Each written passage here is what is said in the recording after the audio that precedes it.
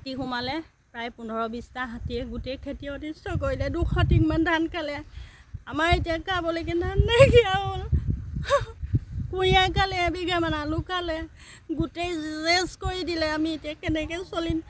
চৰকাৰৰ ওচৰত প্ৰাৰ্থনা জনাইছোঁ, কিবা এটা যেন আমাক সাহাৰ্য দি দুখীয়া পৰিয়ালটোক যেন উপকৃত কৰে। এয়াই মোৰ চৰকাৰৰ ওচৰত আহ্বান। খেতি পথাৰত হাতী সোমাই বহুতখিনি অনিষ্ট কৰিলে। প্ৰায় 200 টিংমান ধান আছিলে। ধানখিনি খোৱা খালে, বাকীখিনি চব নষ্ট কৰিলে। কুঁহিয়াৰ, কবি, আলু প্ৰায় 1 বিঘামান আলু আদায় কৰি দিলে। এতিয়ালৈকে মই বৰ্তমান চৰকাৰৰ পৰা কোনো সুবিধা পোৱা নাই। 2022 চনত মই কৃষকৰ এটা বঁটাও পাইছিলোঁ।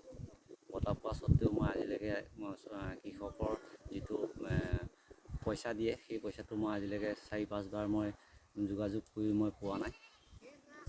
গতিকে ইয়াৰ বাবে চৰকাৰে যাতে মোক অকণমান এই ক্ষতিপূৰণৰ হেৰিটো মেলি চায়। ত্ৰিপুৰা নিবাসী শ্ৰী ভুৱন হাজৰিকাৰ ধোপাবৰ পথাৰত খেতি মানে ধান খেতি, আলু খেতি, বিলাহী খেতি, কবি খেতি, ৰঙালাও খেতি আৰু লগতে মানে কুঁহিয়াৰ খেতি ৰাতি হাতী সোমাই ধ্বংস কৰি গুচি গ'ল। ৰাতিপুৱা তেওঁ গম পাই আহি খেতিত মানে চাওঁতে তেওঁ মানে আমাক মাতিলে, আমি গৈ চালোঁ। এতিয়া বৰ্তমান ফৰেষ্টৰ ৰেঞ্জাৰকো ফোন কৰিছোঁ, এগ্ৰিকালচাৰ অফিচতো ফোন কৰিছোঁ।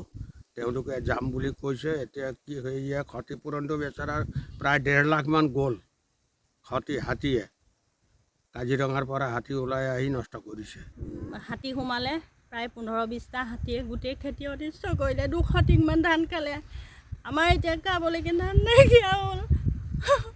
কুঁহিয়াৰ খালে, এবিঘামান আলু খালে, গোটেই জেচ কৰি দিলে। আমি এতিয়া কেনেকৈ চলিম? চৰকাৰৰ ওচৰত প্ৰাৰ্থনা জনাইছোঁ, কিবা এটা যেন আমাক সাহাৰ্য দি দুখীয়া পৰিয়ালটোক যেন উপকৃত কৰে। এয়াই মোৰ চৰকাৰৰ ওচৰত আহ্বান। মোৰ খেতি পথাৰত হাতী সোমাই বহুতখিনি অনিষ্ট কৰিলে। প্ৰায় 200 টিংমান ধান আছিলে। ধানখিনি খোৱা খালে, বাকীখিনি চব নষ্ট কৰিলে। কুঁহিয়াৰ, কবি, আলু প্ৰায় 1 বিঘামান আলু আদায় কৰি দিলে। এতিয়ালৈকে মই বৰ্তমান চৰকাৰৰ পৰা কোনো সুবিধা পোৱা নাই। 2022 চনত মই কৃষকৰ এটা বঁটাও পাইছিলোঁ। বঁটা পোৱা স্বত্তেও মই আজিলৈকে কৃষকৰ যিটো পইচা দিয়ে, সেই পইচাটো মই আজিলৈকে 4-5 বাৰ মই যোগাযোগ কৰি মই পোৱা নাই। গতিকে ইয়াৰ বাবে চৰকাৰে যাতে মোক অকণমান এই ক্ষতিপূৰণৰ হেৰিটো মেলি চায়।